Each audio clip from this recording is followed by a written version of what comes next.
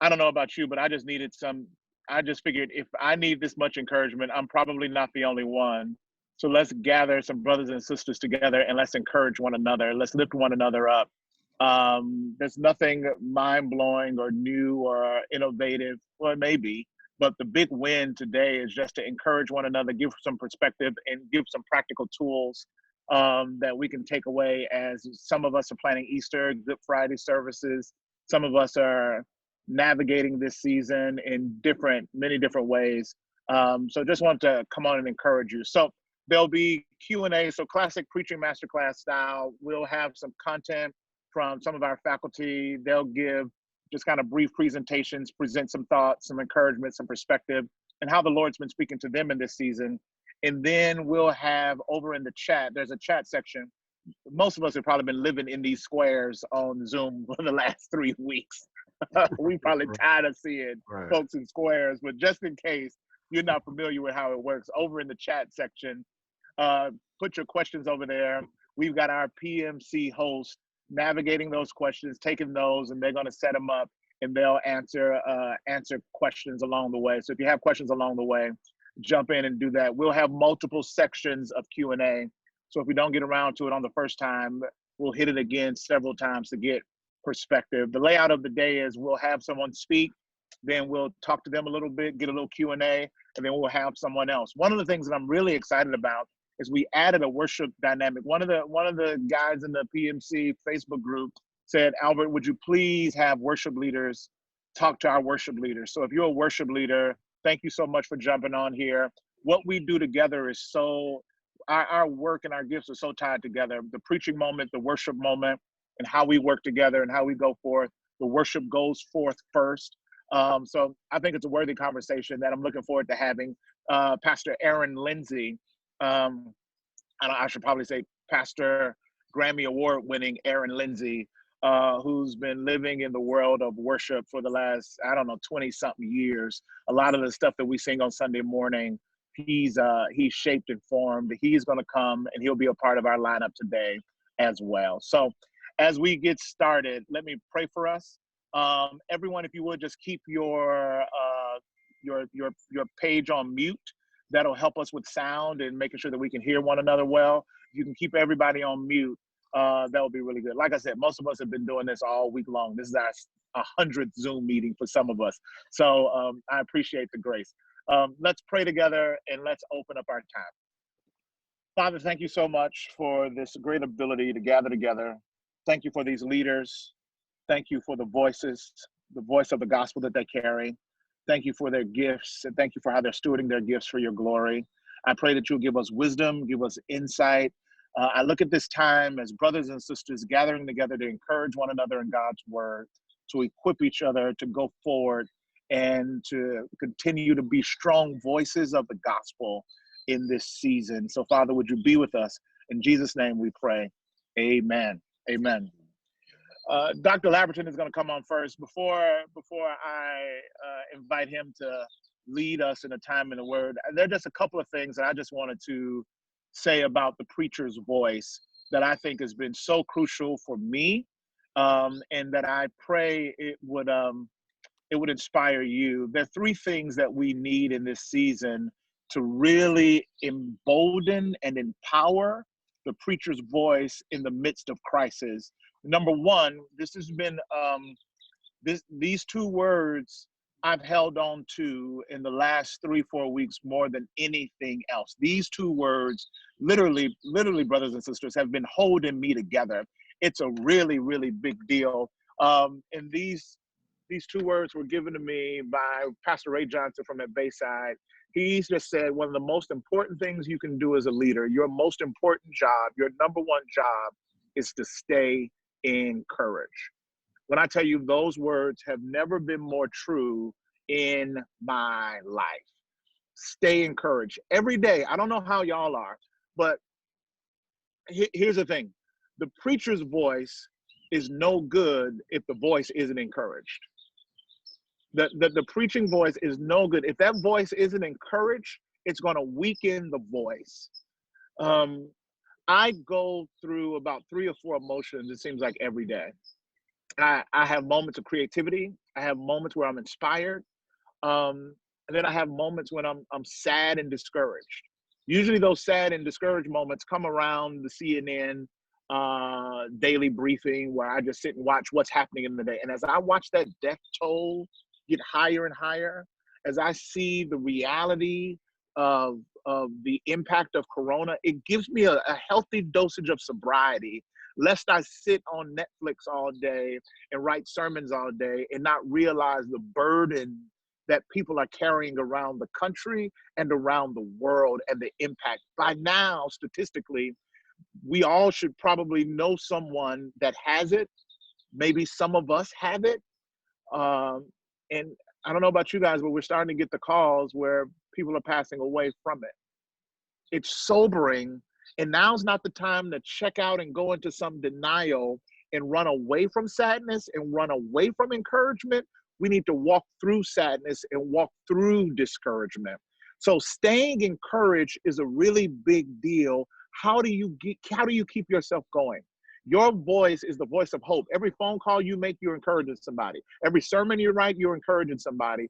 Where are you coming from? Where are you getting that from? Because here's the deal. If you don't tap into a real source for encouragement, you will end up showing up inauthentically, and you will end up performing on your phone calls, performing on your videos, and performing in your encouragement because it's having to come from a place that's not authentic, because the reality is you're really not encouraged. You're really sad. And you're not responsibly grieving and sitting in what Jesus says in Matthew 5, mourning. He says, blessed are they that mourn, for they will be comforted. The key to your comfort and the key to your encouragement is making sure that you are in a very healthy way mourning the reality of loss and death that's happening in our world. So it's kind of like I'm saying, stay encouraged, but then I'm low-key saying, go through mourning, which is discouraging, but I'm saying the way to stay encouraged is to walk through sadness, not to run away from it. This isn't some place of denial. We're not calling, when we tell people everything's going to be okay, it's not us sticking our head in the sand and say, act like it ain't happening. No, we're saying it's crazy out here. It's hard, and the problem is big, but here's the good news. Our God is bigger than the problem. That's how I can stay encouraged. God, my job was a resource, but my God is a source. So that's how I'm staying encouraged. Brothers and sisters, the preaching voice has to stay encouraged. How are you staying encouraged? Do you have a strategy? Are you intentional about your encouragement, or are you just reacting? If you are still reacting to this crisis, you are behind the curve. The reaction happened a couple of weeks ago. We got to get online. We got to figure out how to do this and figure out how to do ministry. Now, you got to stop reacting in the flesh and start responding in the spirit. You got to get your feet up under you and stop reacting in the flesh and start responding in the spirit and saying, God, show me my rhythm for this week. Show me my rhythm for today. And you got to adjust your rhythm. You got to adjust your rhythm, because if you keep going at the pace you were going 3 weeks ago, you're going to miss what God has sovereignly designed in the world. And that is a corporate slowdown. He slowed the whole world down. I'm in Los Angeles. Going to LAX would usually take me an hour. Y'all, I can get to LAX right now in 15 to 20 minutes because nobody's on the freeway. Everything slowed down. It'll be a shame for the whole world to slow down and you not. You got to adjust to the new rhythm, brothers and sisters. You got to slow down. Stop running like it's just No. Slow down. And like Jesus talks about, like God talks about in Exodus 16, where children of Israel got manna in the morning and meat at night. God says, I've brought you out of Egypt. I want to slow you down. And he gives them not just provision, but he gives them a new rhythm. It comes in the morning and it comes at night. Adjust yourself accordingly. Adjust yourself accordingly. Our kids, I got a house full of kids. That's why I'm outside. This is my office now because I couldn't get one space inside. And at some point during this session, I'm sure some random child is going to come out here. Hopefully they'll be fully dressed in Israel. It is crazy up in here. So I got me a little corner over here outside. If it's raining, I don't know, I'm outside. Where's daddy? Outside. These jokers, I got 4 kids. They've been at the house. Now, normally they're at school. They're doing their thing. Y'all, they're at the house. And, we trying to ration our food. They eat all day. They eat all day. We get done with breakfast. Can I get a snack? You just had breakfast. And the thing is, you don't eat this much at school. I know you don't. We couldn't afford for you to eat this much at school. You snacking every hour on hour. What's wrong with you? So we had to shut it down. We had to put times. If it ain't this time, you're not eating. And they acting like they dying, they starving. We had to put their sustenance on a rhythm, lest they overindulge themselves, unless we go broke. Brothers and sisters, I think that's what God is doing with us. He says, I got to put you on a rhythm. I'm providing, but I'm providing a rhythm. Meet me in the morning for manna, and that's going to sustain you. And then meet me in the evening for meat, and that's going to sustain you. Stop trying to double up. Stop trying to get so much. You're doing too much. Slow down. If you slow down, what I'm providing for you in this season will be just enough. Some of you, you're anxious, you're struggling, you're insecure, your anxiety level is high. And if you don't think that's going to impact your preaching voice, you are crazy. It's all one thing. It all comes through one vessel. If you're anxious, your voice is going to be anxious. It's going to impact your preaching voice, lest you then become a performer and you start preaching from a place that you're really not living, which is a dangerous place to be. You'll start preaching from a place that you're really not living. Stop selling hope if you ain't buying hope. If you ain't hopeful, how you going to tell other people to have hope? The preaching voice has to be authentic, and to keep it authentic in this season, you got to slow down and stop reacting to crisis and start resting in Christ. Slow your soul. Pastor Chase at our church, he gave us that word the other day. He said, you got to slow you know how we say slow your roll, slow your soul, slow down, preacher. Slow down, worship leader, slow down and see that everything is at a slower pace. That means your production ain't got to be as high. Your stuff ain't, it's slow down. God's doing a new thing in the earth. And if you get on the wrong timing and get in the wrong rhythm, in a season where there's abundance, you will still experience scarcity because you're showing up in the wrong time and in the wrong way. I'll say that again. In a season of abundance, you will still experience scarcity because you're showing up in the wrong time and the wrong way. Albert, what do you mean? As you look at Exodus chapter 16, you will see that he said, on the seventh day, I'm not going to provide anything. Because on the sixth day, I'm going to give you enough for the seventh day. Because in this season, I have built into this season rest. So I got a rhythm.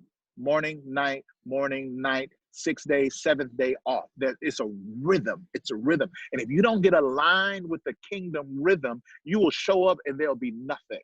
And you'll be confused. You say, God, in a season where you're providing so much, why am I experiencing such scarcity and such little, so little? And it's because you're showing up in the wrong time and the wrong way. You haven't slowed down. You're still going according to the pace of the world that was yesterday. And he says, I'm trying to align you to the pace of the kingdom that is right now. We are a part of a rhythm nation, the kingdom of God. Come on, preach it here, Janet. Go on, preach, girl. Get a part of the rhythm nation. Get in the rhythm of the kingdom of God.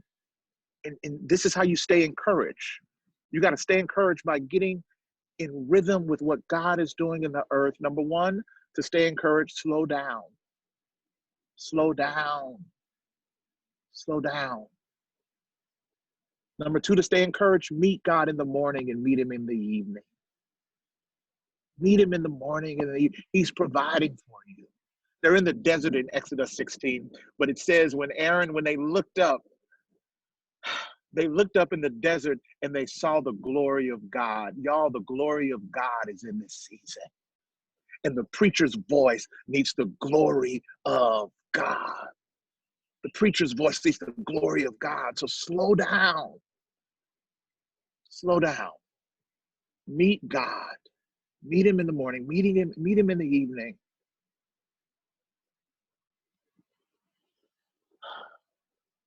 And tell the truth about where you are. Tell the truth about where you are. Albert, what do you mean?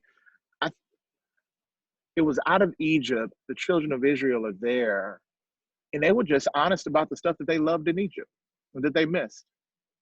They were low-key frustrated. They're grumbling, and they're grumbling. They're saying, if you would have left us in Egypt, at least we could have ate all day. We out here hungry. We could have ate. They're grumbling. Tell the stuff. Have honest moments of lament and mourning what you miss from where we've now come from. Because here's the reality, preachers. Normal as we've known it is no more, and we are not going back. The normal that once was, if your prayers are, Lord, get us back to where we were, then you're missing what God's doing. You're missing what God's doing. God's doing a new thing in the earth, and we don't need to spend this time looking back. We need to look forward, but we need to be honest about the Egypt that's still in us. The stuff that's in us that probably, see, somebody said something the other day, and it was really profound. They said, we all try not to be exposed to Corona, but the reality is Corona is exposing us. We all try not to be exposed to Corona, but Corona is really exposing us. It's exposing us in all of the little gods that we worship that have now been disrupted. The gods are telling on us. They're telling on us. Our gods are telling on us. Because we can't function because our calendar has been disrupted. We can't function because our comfort has been disrupted. We can't function, and now all of a sudden we can't do it because we can't gather on Sunday. Our gods, did we worship at the altar of our comfort or at our God? Did we worship at the altar of God's goodness and his faithfulness? The gods are telling on us. Stay encouraged, meet with God, slow down, and tell the truth about where you are. It's been honest confession, telling the truth about what you're struggling with, your insecurities. Can I just give you a warning? Preacher, don't spend this season slowing down, now filling the space with numbing yourself. Numbing yourself with alcohol, numbing yourself with pornography, numbing yourself with taking pills to sleep, to wake up, to deal with frustration, numbing yourself with Netflix. Now listen, I got a couple of things on Netflix I'm getting into. I've been hearing about this tiger fish thing. I don't know if I want to watch it or not, but people have been tripping. Hey, buddy. I told you. The tiger fish thing, Godfather of Harlem. I got some, but there's a difference between numbing yourself and engaging in it. Watch Netflix. Do that. I guess what I'm trying to say is, regardless of what the thing is, check your motive. Why are you making a sandwich at 3 a.m.? Check your motive. Are you emotionally distressed and now distressing and trying to eat to comfort yourself? Come on, a bowl of ice cream at 2:30 in the morning? Come on, is that really what you're gonna do? Is that really what you're doing? You heating up macaroni and cheese at 1 a.m.? Come on, is that really what you're doing? Is that really a good idea? In what normal season would you do that? So I'm just saying, guard your heart and watch the motives. You can have a glass of wine, that's fine. But if you're looking for that wine to numb something that you're feeling emotionally, that's probably going to be a little problematic.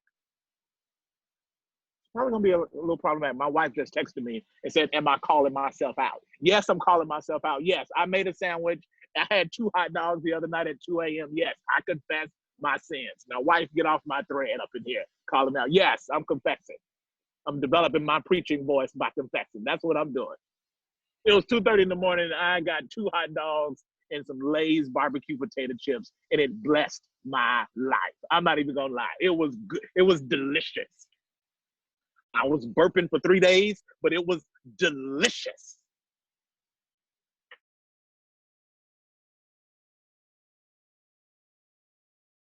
I said, yes, I do. Yes, I do. The Lord is gracious, and his grace is everlasting. Preacher, your voice is important. Guard it. Guard it. And hear what I'm saying. And you know what? And I'm speaking from experience because I've been tempted to numb more than ever before, but I'm having to guard my heart. And have I got it right every time? Absolutely not. No, I failed. 2 hot dogs on my record. I failed. Yes, I have. But there's a grace in it, and we just got to pay attention. or else we'll come out on the other side not receiving the lesson and the blessing that was intended in the desert.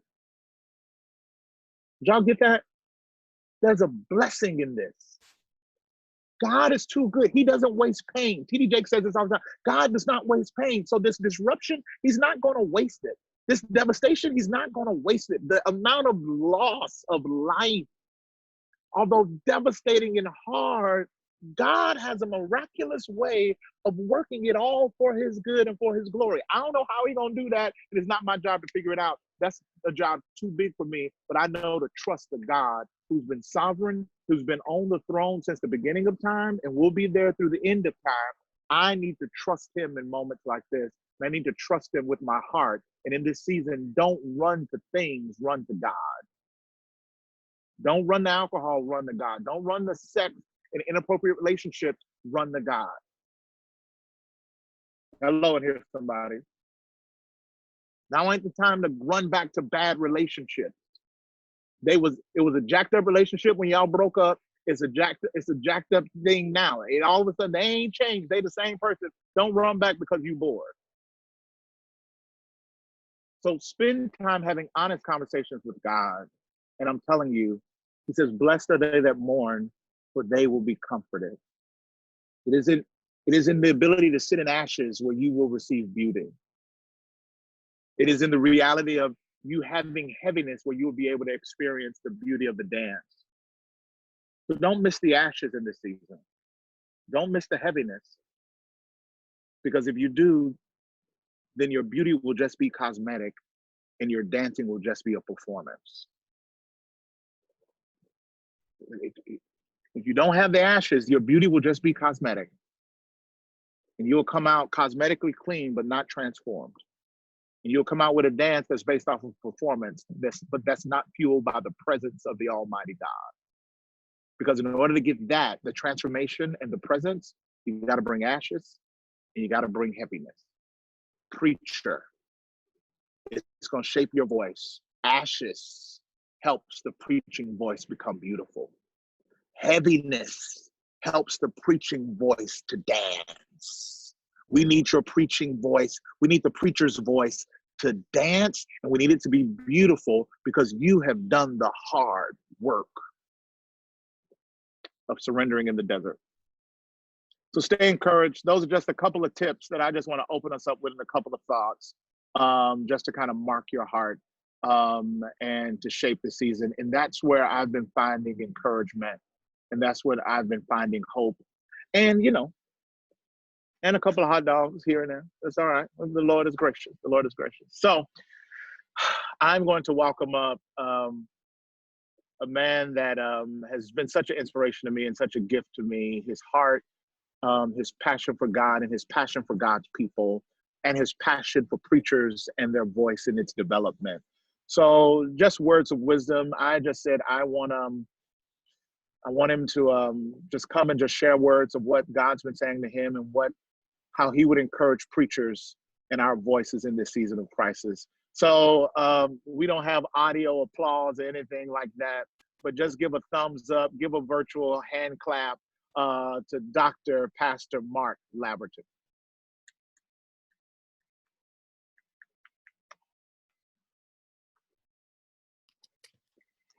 Am I coming through?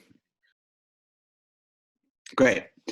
Well, thank you so much, Albert. What you just gave us was itself worth everything to be here for this day, because I think the themes that you've lifted up are the central taproot of what we've all got to draw on right now. And I wonder if people wanted to just pause and take an opportunity to interact with you about what you just shared before I go on, because I think what you gave us was so rich. I'm happy to just go on, but I thought that maybe people would want to interact just with what you said already. Yeah, I'm cool with that. Let's do that. Yeah. And it may be chaos. If it becomes chaos, then we'll just do it with written questions. But if someone just wants to jump on and just ask audio, that way we can hear your voice, that would be great. Sure. So you can write questions to me or jump on and just say them through your microphone.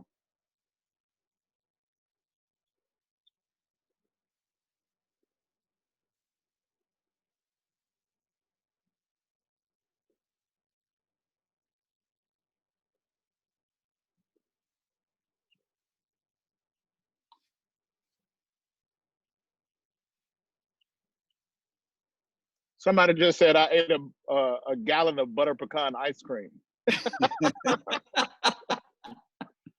Times are hard. Anybody want to jump on and ask a question real quick? Yeah, I'll go. Okay. Pastor Albert, how do you discern, just in what you just shared, you both described weakness and were super forthcoming about that, but also pushed to us the importance of staying encouraged. So maybe just draw our attention to what circles and in what moments both of those things are important. Both projecting the strength of being encouraged, but also like being willing to show your weakness, where and how and which. Yeah. Brothers and sisters, we just got to keep it real. We got to create a no BS zone in our life and in our relationship with God and in our ministry. You just can't, don't BS it, yo. You're going to get it right most of the days, and then you're going to get it terribly wrong. The most powerful thing of Exodus 16 is this. They are grumbling. They just came out of slavery, and they're literally complaining about, well, at least when I was a slave, I had food. I had plenty of food. And they're grumbling, and it is the most irritating thing. You almost want to reach in the book of Exodus, reach into the Old Testament, and just slap somebody. You're like, are y'all crazy? Y'all just came out of slavery. What are y'all doing? What are you saying? You know how God responds to their grumbling? Around verse 10 in Exodus, you see it. He says, so he responded to their grumbling by telling them, wake up in the morning, I'm going to have manna for them. And at night, I'm going to have meat for them. He responded to their grumbling with grace. He responded to their grumbling with grace. You know how God's going to respond to our failure and to the moments where we get it wrong and to the moments where we miss it? He's going to respond with mercy in the morning and grace at night. He's going to give us manna in the morning. He's going to give us meat at night. He's going to respond to our grumbling with grace. So, brothers and sisters, you are marked with humanity. You are marked with humanity. Now is not the time for perfection. Now is the time for submission and surrender. And as you submit and surrender to God, he's going to give you grace. Oh, for grace to trust him more. Oh, for grace to trust him more. You're going to fail. He's going to give you grace. You're going to trust him more. You're going to fail. He's going to give you grace. You're going to trust him more. Oh, for grace to trust him more. Jesus, Jesus, how I trust you. How I prove you o'er and o'er. Jesus, Jesus, precious Jesus. Oh, for grace to trust you more. That's what he's doing in this season. That's what he's doing in this season. Luke, thank you so much for that question, man. Thank you so much. Dr. Labberton, take us away. Yeah. Well, again, thanks so much for this convening of a conversation. I was struck by the title, actually, because I thought it was really an interesting kind of multiple layered title. On the one hand, the crisis is the big global crisis of the pandemic. On the other hand, the crisis is actually in the pastor. It's the preacher's voice when the pastor's voice, because the pastor themselves are in crisis. And then there's the voice of crisis that relates to a voice of faith in a world where so many religious things are being said, and frankly, some of them are a threat to our faith, as much as some of them are actually a help to our faith. And so all of that is not strange territory to the Bible. Fortunately, the richness of the whole Bible gives witness to all of that, but it's all happening. So there's the big picture, there's the personal picture, there's the picture that has to do with the community and the telling of the truth and the mistelling of the truth. So it's all wrapped up in the title, and I thought it was really a great way of simply framing it. Let me just share a couple of Old Testament passages as well.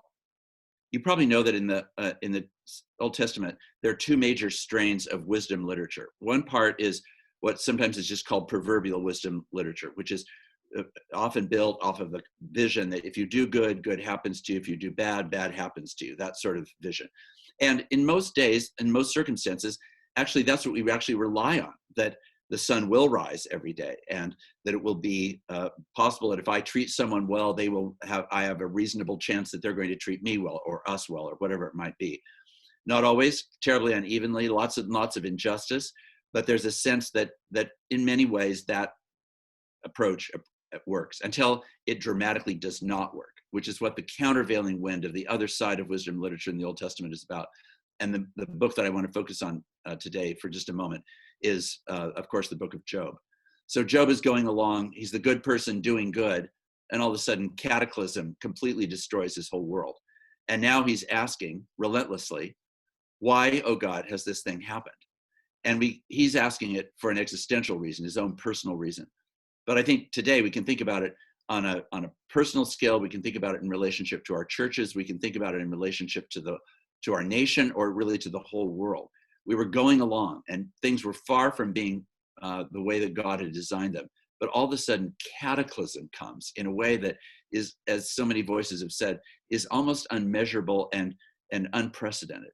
So what do we do in the middle of that? Well, Job's response is to say, I'm going to go after God. That's what I'm going to do. I'm going to demand that God actually listen to my cry. Now, his friends come along and they go, no, Job. See, the whole story is, if bad's happened to you, it's because you've done bad. And he said, no, that's not the story. I didn't do bad. Bad has happened to me. But in fact, I don't follow the script of that sort of proverbial wisdom. I'm in a setting where now things are completely changed. The house is upset. It seems to be redefined by completely different terms. So what the book of Job does relentlessly is Job's voice again and again in this challenging space that says, I get to ask really serious questions in a challenging space. So I think one of the things I want to say as we think about preaching and the voice of the preacher is that we have to decide to be, I would hope, in this period, principally on the side of Job, not on the side of Job's friends. There is a lot of religious speech that still wants to kind of demand that we stay proverbial only, that if bad's happened to us, it's because we've done bad. Well, in this case, it's just bad that is happening. And it holds as much mystery and as much agony of mind and soul and body and economics and everything as we could even begin to imagine. So I think the preacher's voice, to be authentic, and this is, I think, how I understand what you were saying earlier, Albert, about keeping it real. Keeping it real means keeping it real about who is the God that we worship. Job is relentless in his affirmation of God and God's power, but that's why he's so mystified by the suffering that he's going through. So he keeps it real about God. He doesn't misname God. In the end, he argues that it's his friends that are misnaming God because they're presenting kind of a caricature of God rather than the God who holds all things and all mysteries and all power and all justice and all mercy. So that's itself, I think, extremely important. Can we follow Job as an exemplar of telling the truth about God while we also tell the truth about our own questions, our own suffering, our own uncertainty? That's this tension that you were just describing. On the one hand, we have to be clear about God. On the other hand, we have to be relentlessly honest about our own issues and concerns. Now, I think the second thing is that also suggests to me that one of the important validating points of preaching in this season is that we get to be question askers, not just answer givers. So again, Job's friends were all about giving answers. No, this is the way you should see it. If you don't understand it this way, you're missing it. Well, I find religious voices like that, especially in a time like this, to be really hard to hear, because the God that I see in the Old Testament and the New, and certainly that I see in Jesus, is a God who is fully prepared for our questions and fully prepared for them personally and on a large and even global scale. So I think our preaching needs to be confident in God, but it needs to be honest in pursuing God about our questions and feeling that our preaching can actually bring those questions to the table. And I think that's a extremely, extremely important thing. It's sobering to me when you mention the Exodus, the time in the wilderness, but also we could mention the time in exile. In both of those two seasons of Israel's life, they are meant to be learning critically important lessons. But the history that follows the wilderness and the history that follows the exile is not a history that demonstrates that Israel learned in the wilderness or in exile what they were meant to learn. That should be really sobering and humbling to us. It's more likely that we will just press on for a return to what we might think of or call normal, rather than actually being transformed in this time. That's going to require more of our souls, more of our minds, more of our relationships, more of the relationships of trust, of deep engagement with God and with other people, because these are really frontline, everything is on the line kind of moments. And when I've been watching all the good work that's been going on in churches moving online and all that, which I think has been great, mixed in with that is a danger that that Jacques Ellul, the French philosopher, talked about, which is a great tendency, especially in the Western culture, to lean on technique, as though the thing that the crisis needs is technique. What you're saying, Albert, and what I would want to strongly affirm is it's not going to be about technique. Can we figure out how to do online worship? I mean, all those things have their own place, but the technique of our worship is never our worship. It's just the technique of our worship. The question is, do we actually worship? And does our life demonstrate a life of worship? Well, this, as you said, this is a period where the reality of the need is exposed. And it's exposing, I dare to say, for myself, for Fuller, for churches, congregations, it's exposing all kinds of vulnerabilities and things that we want to lean on that we can't lean on. This is exactly why the exile was such a gift to Israel. It was meant to be a time of saying, okay, now I'm going to take away your place of worship, your city in which I've said I would establish a people for myself. I've taken away your nation. I've desecrated the vessels of your worship. You're now strangers in a strange land. Now are you going to can you worship me in Babylon? Well, I don't know that we're in Babylon, but we are certainly in crisis, and we are certainly in exile in a different way. And the question is, are we really going to learn in this exile that we actually don't need many of the things that we depended on needing because we were dependent on technique, not dependent on the reality of God, the reality of God's grace and mercy in Jesus Christ, the reality of what's really, really needed on the ground where people really are suffering. They do not need a religious shtick. They're not going to need a religious building. That's just actually not what people are hungering for. What they're hungering for is trustworthy community, honest truth-telling, a God of hope and justice who can hold our anger and our sorrow and our lament and our questions, our fury, our confusion, our sense of lostness, our grieving, and our hope, our encouragement, our joy, our longing for love. And those are things that we have to be able to affirm, but we do it out of a really sober posture that the people of God over time have not done well in times like this. There's moments and flashes and times when we have, but there's lots of evidence that we do not like these times. And like everyone else, we just want to refer back again to the good old days, to nostalgia. Part of what's been happening in the whole American religious conversation has been an instinct in part of the church to say, we just want to go back to what for some people were considered the good old days. Well, they were never all that good for many, many people, but there's a nostalgic inflection or response that we naturally make. So I just want to give you what I think is a word of great encouragement, which is that we really get to know a God in the trenches, that we really get to know a God in times of sorrow like Job did, that we get to actually cry out with our questions in a way that are honest and truth-telling and bold and offensive, especially to religiously packaged people who may feel as though that's unfaithful. Whereas, as you know, at the end of the book of Job, it's Job and his questions that are, yes, reset by the affirmation of God's greater power, but Job is actually honored and restored. It's his friends who are much more severely judged. And they're severely judged because they didn't actually lean into the crisis. So I just think this is a moment to lean into the crisis. And if you haven't seen the article that Andy Crouch and a couple of other people wrote from Praxis about this time making every church and every business a startup. We are all now today in the startup business. We are starting over.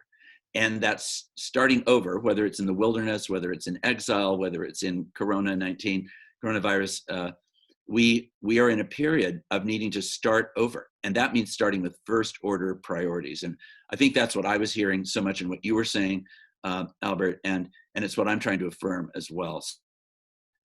The places that I think are doing the greatest disservice is when preachers' voices are trying to package God in a way that God does not need to be packaged, and to package resolution and hope in a way that's based on faulty premises, or that creates a dividing line between faith and science. Those are crazy, crazy things. Those are not signs of faithfulness in my view. They're signs of disobedience to the way that God has made us as material people in a real world, with scientific reality and biological reality and spiritual reality all intertwined together. So those would be just some words of reflection that to me are really grounding. They give me freedom. I can breathe. I'm not thinking, oh gosh, God must be in a panic about COVID-19.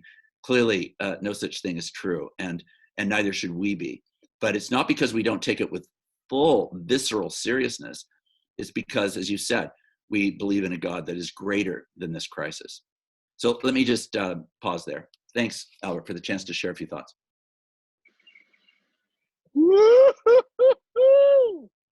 Oh man, Lord have mercy. Oh man. Dr. Labberton, that's so rich.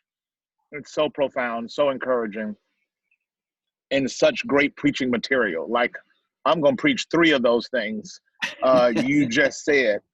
Like, I almost, if you went another 10 minutes, I could have got my whole series worked out. I'm over here taking notes. Oh my goodness. I want to open it up to the team. Alyssa, who's one of our Preacher Masterclass hosts, could you give me one of the questions that's come in for Dr. Labberton? Yeah, so Dr. Labberton, thank you so much. That was amazing. I'm watching all these comments and people are saying amazing things about it. One of the questions that came in was, can you elaborate a little bit more or give an example of how you would preach in regards to asking a question in pursuit of God? Yeah, I think it comes out all over the place in Jesus's own ministry, and it comes out throughout the whole scriptures. I think it's a really interesting time, actually, to perhaps do a long study around questions in the Bible and the frequency of meaningful questions. Because hold on a second, Dr. Labberton, hold on. That's a series title, Questions in the Bible. Hold on, let me write that down. Questions. Let's not all do this series at the same time. Let's plan it out. But questions in the Bible. All right, go ahead, Doctor. Okay, so I think that the issue is that the Bible is inherently a book of answers, but it is also a book of questions. So if we simply start with the questions that are in the Bible, I mean, you could start with Job and Job's serious questions. That, of course, is a logical example. But there would be lots of other places. You could start with Moses's questions. You could start with the questions in the garden. Did God really say you can't eat of any tree in the garden? And so I think that there's so many questions, and throughout Jesus' ministry, he amps questions where there are questions, but they haven't really been asked. I mean, there's so many examples. So I think you could choose any one of those and say, that is a real question. It's a real question for us. Where is God in the middle of genuine suffering? What do we turn to? We think we have a stock answer. God is good and God is just and God will provide. Okay, fine. But now I'm in a time where all that seems like it's been thrown up for grabs.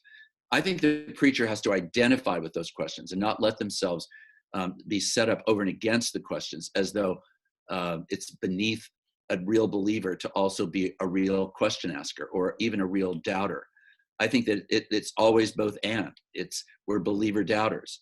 And, I've been struck often at the end of Matthew's gospel, at the beginning of chapter 28, where often the focus is really on, of course, the Great Commission.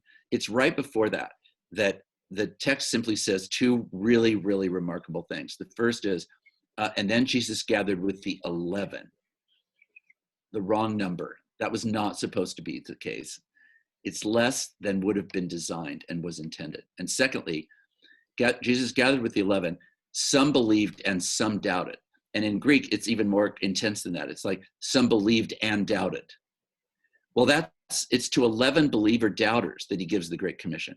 We never preach that, it seems to me, but that's actually what makes the Great Commission even more astounding. So the fact that we are on this call is because we're among the saints of the 11 believer doubters, not because we're those who are the perfected believers, the pure priests. No, we're not. We're 11 believer doubters, and we're trying to bear witness with an authentic gospel-centered voice in our own journey and in the journey of the people that we're speaking to. So in the Black church growing up, I don't know if everybody knows this, but when you hear something profound and spiritually challenging, you adjust your face as if you just smell something really, really offensive. And then you shake your head as if to say, no, you didn't. No, you didn't. For the rest of the day, whenever you hear something like what he just said, 11 believer doubters, I need y'all to practice that. And that's going to be how we say, hey, man, 11 believer doubters. Oh, that's so powerful. Alyssa, give us another question. Okay, Dr. Labberton, can you give us an example of how we have packaged God in a way that he is not meant to be packaged? Well, I think the thing that is so striking to me about the Bible and why it takes 66 books of the Bible to begin to give us a written witness about the character and nature of God is that, among other things, it's saying this God is comfortable with a mess and leans into the mess and not away from the mess. He leans into suffering. He leans into doubt. He leans into sorrow and injustice. He identifies with all that. That is actually his terrain. We believe in a God who raises the dead, which means he's comfortable with death, right? Like these are real things that people live and they suffer. And Jesus, I'm sure we're all so struck by this. Jesus's ministry is just over and over again a demonstration of his welcoming of the hardest pains in our lives. But what has often developed, especially I think in American religion, is a kind of comfort food. That it's really just about eating Albert's hot dogs at 2:30 a.m. And that's fine to have a hot dog or two and some chips at 2:30 a.m.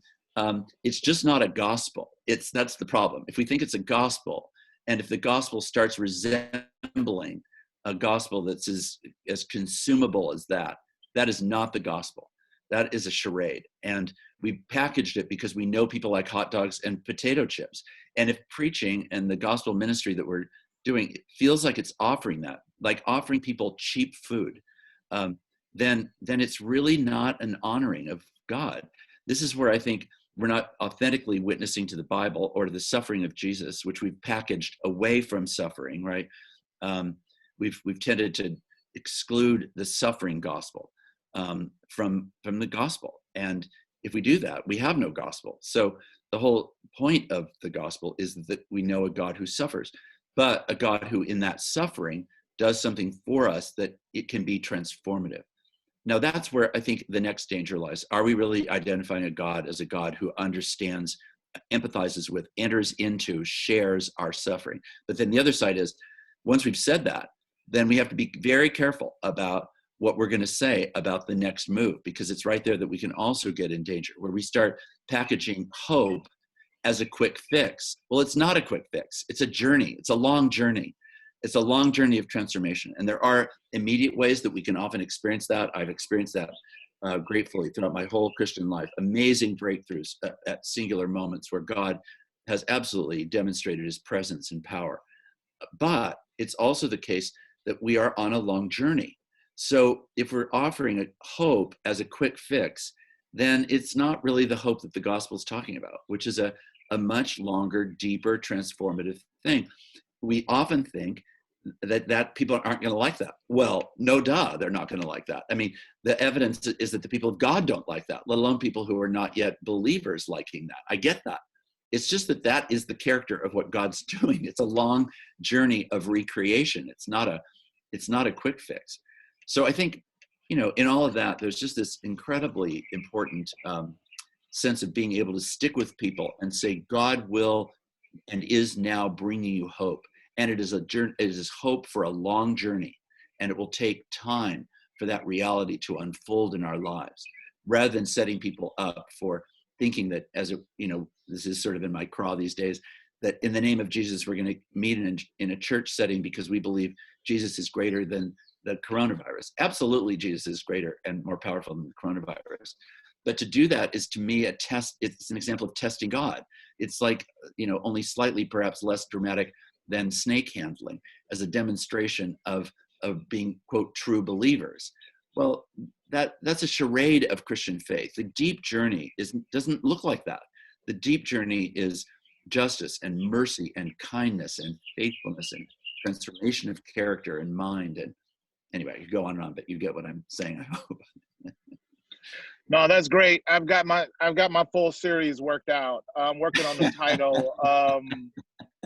Don't make the gospel cheap food. Ooh, stank face all around. Don't make the gospel 2 hot dogs and a bag of chips. That is rich. Package the full story, and the story is a journey, and it's a journey that's inclusive of suffering. Dr. Labberton, thank you so much. We all clap it up for Dr. Labberton. I think he's going to hang out with us for a little while. So he'll be here. So we'll be able to refer back some questions. As you think through your questions, as Bryan Loritts gets ready to come on, as you think through your questions, feel the freedom to make them very practical and technical as well. The faculty and I'm ready to go through even sermons, like what are you preaching and that kind of stuff. What's a good series, to be honest? What's a great Bible study or devotion? Some of us are doing content development online and that kind of stuff. So feel free not to get locked in the box with your questions. This is designed to equip you and to also inspire you and challenge you. And with that, my spiritual mentor, without him, I would not be here. It's always a privilege and an honor to sit at his feet and listen to his exposition of God's word and hear his thoughts and what's going on with him and how he's processing this season. Would you welcome none other than Bishop Bryan Loritts? My man, Albert. It's great being here. Albert, you encouraged me with that word, stay encouraged. Dr. Labberton, always love sitting at your feet. I really don't have a lot to say. There's a couple things on my heart when we get to this. There's a passage of scripture in 2 Chronicles chapter 36. And I was just kind of reading this the other day as I'm, trying to read through the scriptures in my personal time with the Lord, where I'm trying to be encouraged, Albert. But this thing just hit me, beginning in verse 15. The Lord, the God of their fathers, sent persistently, that's over and over, to them by his messengers, that would be prophets, that would be preachers, because he had compassion on his people and on his dwelling place. So I just think in general, the prophets, they get a bad rap. The Old Testament prophets are often presented and postured as voices of doom, kind of this whole Chicken Little, the sky is falling, when really what 2 Chronicles says is the prophets are extensions of God's compassion. And so when the prophet stood up to preach, he stood up as an expression of God's infinite love and care for his people. And so when we minister, that's the lineage we minister in. That Wow. When I stand up to preach, I am an extension of God's everlasting care and compassion to his people. And the context of 2 Chronicles is Judah is headed towards exile. So she's just consistently screwing up. And yet God says, I'm going to keep sending people your way to be an expression and an extension of my compassion. So one of the things I think about in preaching in times of crisis is I don't think it's our job at all to get into the why of all this, unless God speaks to you specifically and you are absolutely sure. I think more than anything, it is to give people a cup of cold water in Jesus's name. And it is to give them an expression of God's infinite compassion to them. And that's what the preaching moment in this time in general should be about, which leads me to my next thought. Karl Barth, the great preacher and theologian, was once asked his philosophy of preaching. Now, this is in general. This just isn't in times of crisis. He says his philosophy of preaching is he takes the text in one hand and the newspaper in the other hand. And that's very important. In other words, Carl said preaching is not just about exegeting a passage. It is also about exegeting a people, exegeting a culture. And this is why I think in times like this, even though I would never wish it on anybody, I think there are a lot of churches that historically their preaching method has been, it means, let's go home. And so they wring the text for all the Greek and all the Hebrew, and they give you the cultural connotation behind the Jebusites. And yet you kind of leave scratching your head at the end of the message because there's no portability to it. And what times of crisis do, and we can look at them as an opportunity instead of just an inconvenience. We have an opportunity to give a word in season that helps to inspire people because it forces us to connect the ancient streets of Jerusalem to the modern streets of San Jose or Pasadena or wherever you may be. Now, that's why I think if I can just set this up historically, that's one of the things I've always loved about the Black church. If we could go back to the Black church in the era of Jim Crow and even before, our people were in crisis every Sunday. And so we were forced to put, as my grandmama used to say, shoe leather on the text. We were forced to give an extension of God's great compassion to the people. And one of the things, see, prosperity is a horrible teacher. It's a horrible teacher. One of the things that's happened to us historically, one of the downsides of all the civil rights gains is now that we got some prosperity, now that we got some comfort, we ventured away from that and have now in many sectors, we've either preached a false gospel or we've just preached this seminary thing that had no portability to it. Could it be that one of the ways we can redemptively use this crisis is that now it forces us to inject a lot more vitamin A into our preaching? And what I mean by vitamin A is application. It's forcing us to do this. And so I think this is a profound, Albert, I think this is a profound lesson we can have in it. Now, I'll end with this, and it's just a curious question I have.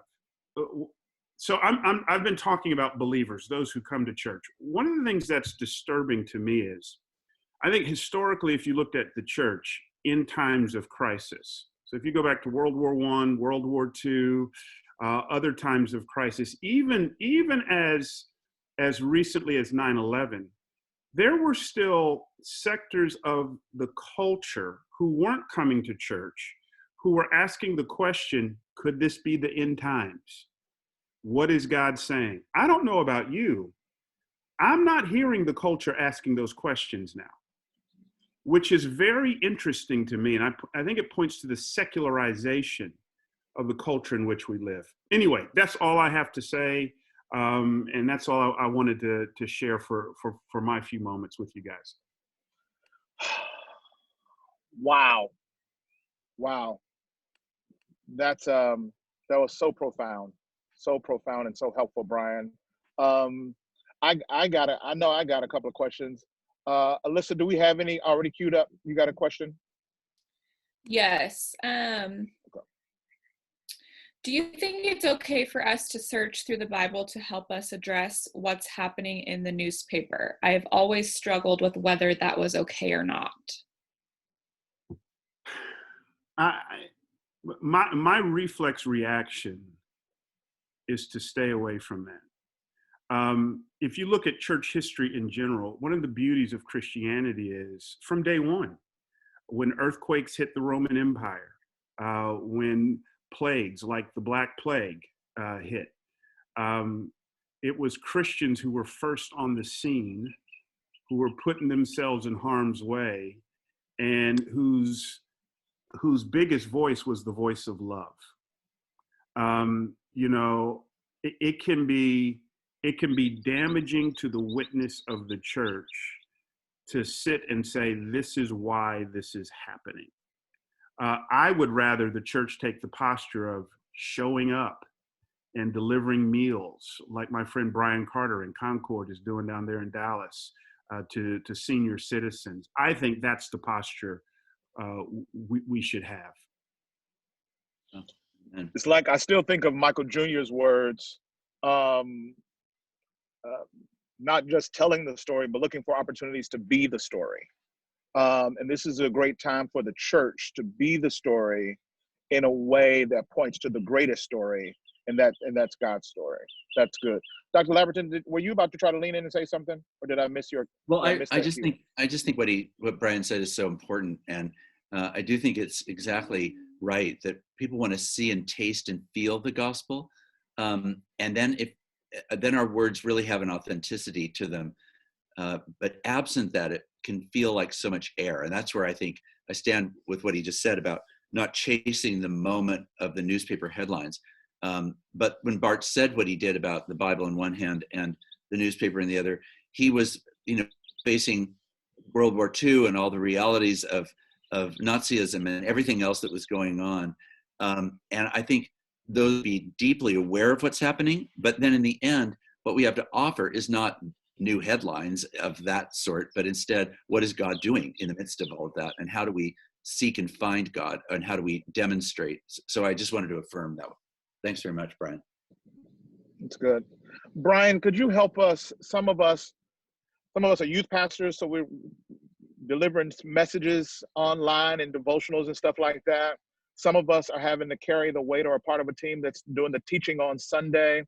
When we think about what to preach the next 10 weeks, the next 4 weeks, as we put together sermon series that consider the reality of what's happening, do we want to change the subject on Sunday and kind of talk about something different? Or are there some good books of the Bible that lends itself to this season? Some series, what should we preach right now? Give us some ideas and some thoughts on that. Yeah, I got several. I think on the one hand, so there's two streams of thought. One is kind of me personally, and then the other is opportunities for us to take a posture of love and service to others. So in the personal category, I would say, man, things like worry and anxiety are huge right now. In fact, a book that's just got a lot of great thoughts, it's a sermonic gold mine, is Max Lucado, one of his latest books on worry and anxiety. I forget the actual name of it, but it's just phenomenal. And so along those lines, Matthew 6, therefore do not be anxious about your life. Philippians chapter 4. Those are just no-brainers. The idea, anything having to do with patience and endurance, which in the Greek, it has to do with bearing up under those things. But I would layer your preaching here. I don't want to do the typical American individualized thing where I'm just looking at this thing from my own perspective and what's happening in me. I think there's wonderful opportunities for us to love and to serve. So I think if I just preach the one extreme, I can leave people with the impression that this is all about me and self-preservation, when I think at the same time, God has just given us an incredible opportunity to actually walk in love with others, of course, in a way that's responsible and keeps people safe. But to be extensions there as well. One comment said, speak a little bit more about the secularization of our culture and why the world isn't asking some of those questions they've asked during previous crises. Would also love to hear Dr. Labberton's thought on that as well. Yeah, I mean, it might not be right, but it's true. The church does not have the same kind of place in American society that it had 20 years ago, 40 years ago, whatever it may be. When stuff like this would happen, one of the first places our culture would turn to would be the preacher. And that's no longer the reality in which we live. And there's numerous reasons for that.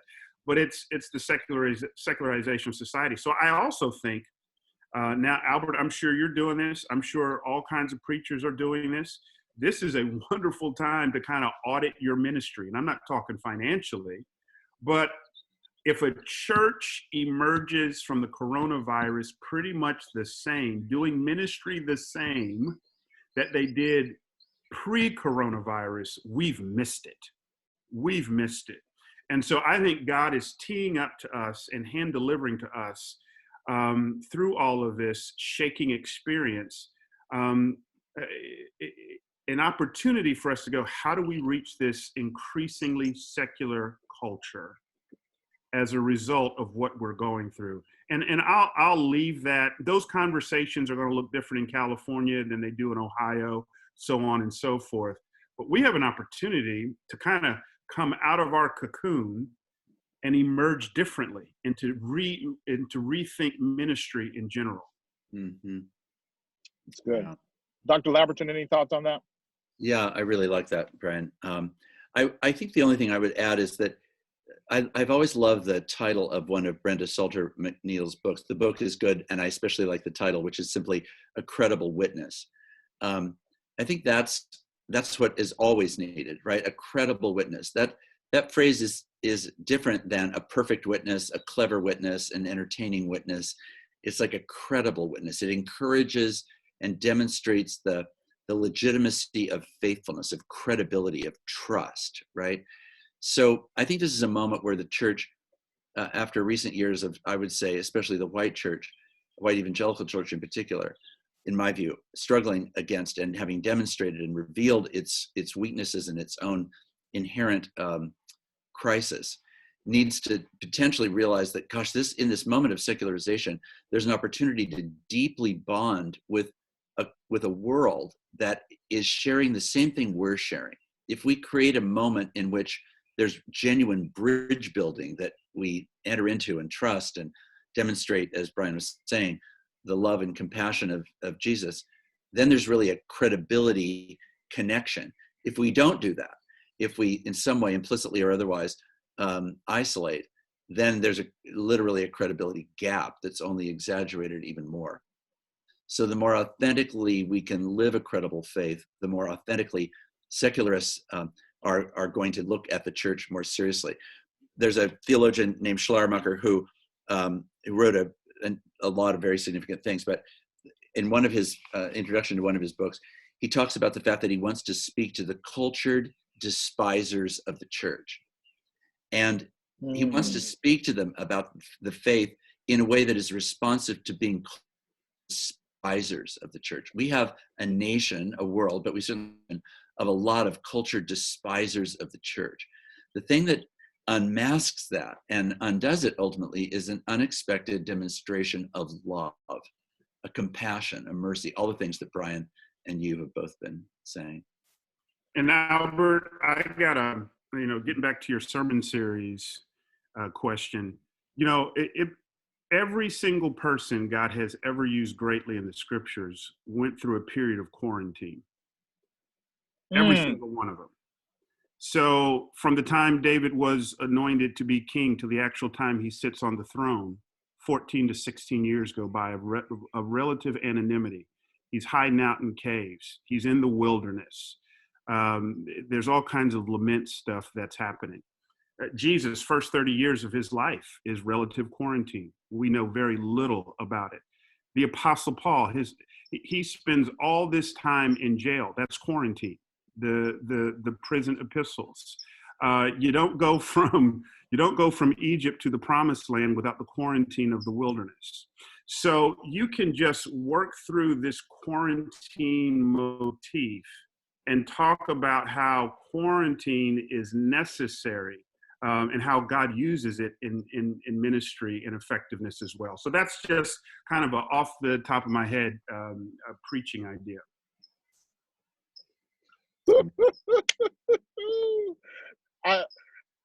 I wish we could take an offering right now. Alyssa, put up I my can give cash you my app. Zelle, my Zelle info. No, not yours, Reverend. Mine, Reverend. I'm the host. Hold on, Doc. Hold on. I'm hosting this event. You faculty, Doc. Yeah, put up my cash app. Come on in here, somebody. Loritts, that's powerful. That is so powerful. That's so good. Everybody that's been used by God has experienced quarantine. That is so powerful. Real quick, just a heads up. Erin Lindsay is about to come and talk about worship. So get ready for that. We're gonna shift there. Loritts, though, give us some nuggets and some encouragement for Easter. We got Easter coming.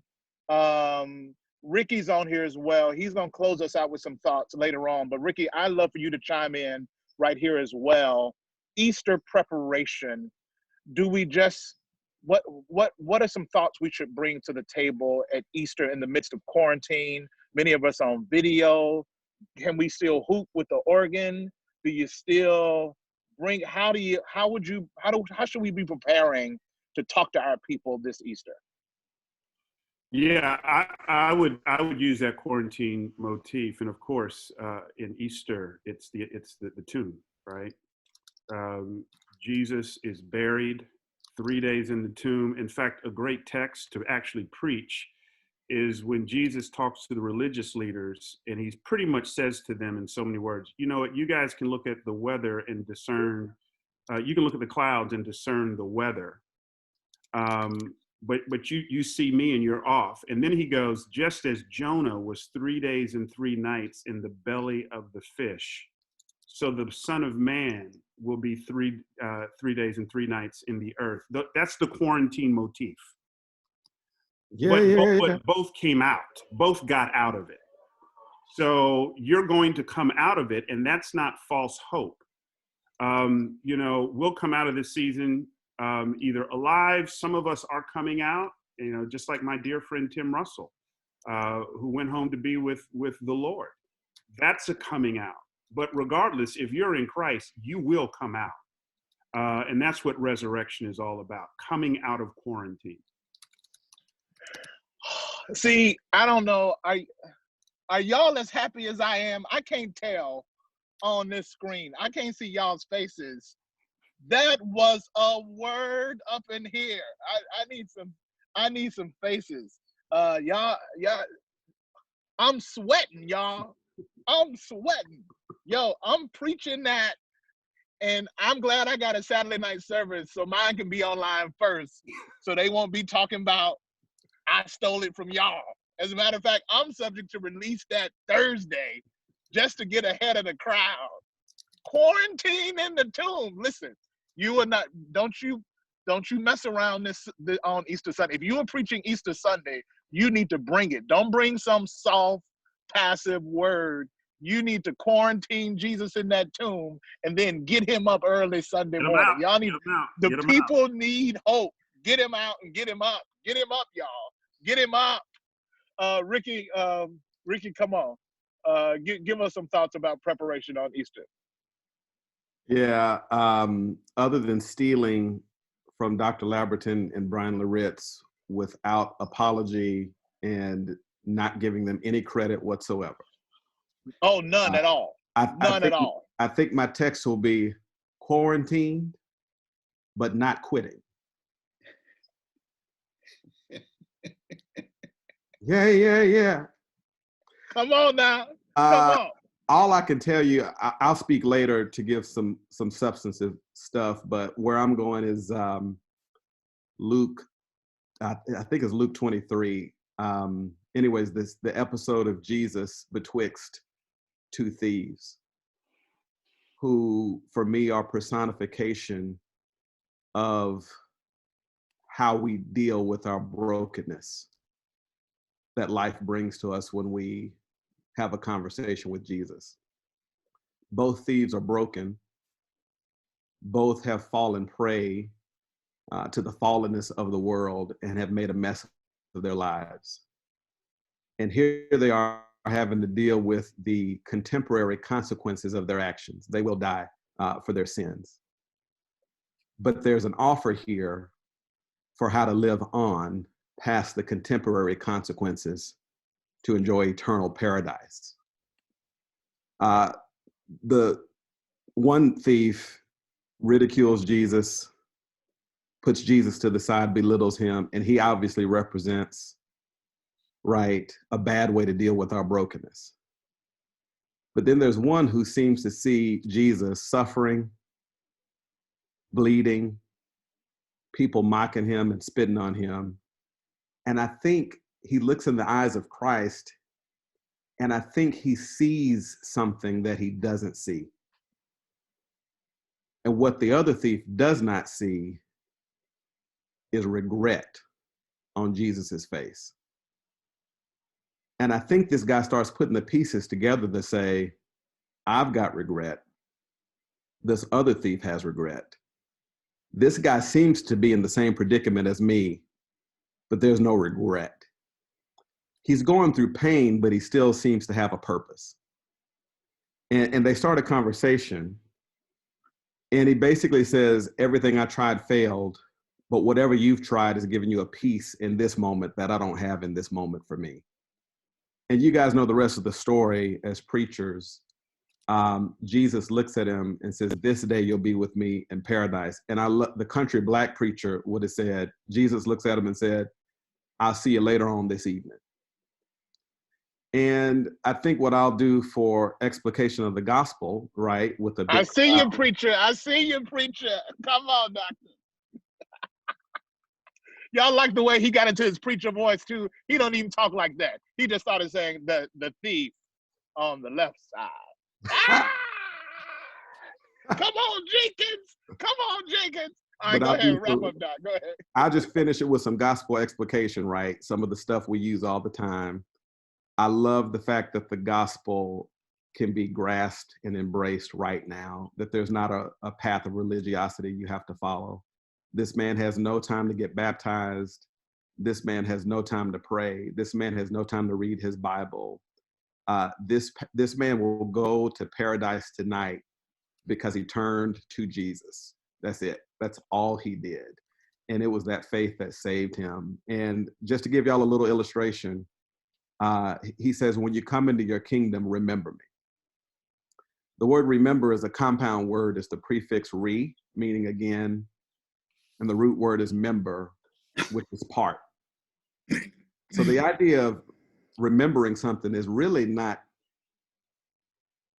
coming up with something you forgot. A lot of behavioral psychologists tell us that when you remember something, you haven't come up with something you forgot. You've just rediscovered what you already had. So it's the idea of putting the members back together again. This man's on the cross. He's broken into pieces. He's busted. He's disgusted. He's broken. His life is shattered into a million pieces. And he looks at Jesus and he says, when you get to your kingdom, put me back together again. We used to play with bicycles, and on a rainy day, we would get bored. So when we couldn't ride outside, we would get our little tools, and then we would just take apart the bike. And we would take the pedals off, and we would take the handlebars off, and we take the chain off, and we take the seat off, and we just having fun as kids, bored. And before you know it, it was just pieces of the bicycle all over the garage. Problem was, we knew how to take it apart, but we didn't have the ingenuity to put it back together again. The good news for us is that Daddy was coming home when he got off work.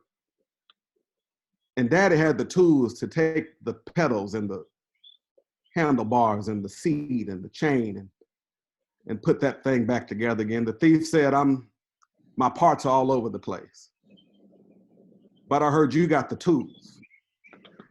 Take my parts and put them back together again. Yeah! So yeah, that's what I'm doing for Easter. Hold on, y'all. I'm sorry. I gotta stand up. I shouldn't be the only one. Somebody ought to stand up and just give him glory. Come on, saints. I gotta stand up. I need to see some legs. I need to see some legs in the squares. Come on in here. Come on in here. Woo! Oh, my God to Zion. My God to Zion. You know what? Can we just take a praise break? Just unmute yourself for 10 seconds. Unmute yourself and give God some glory. Come on, let's just hear it. Come on.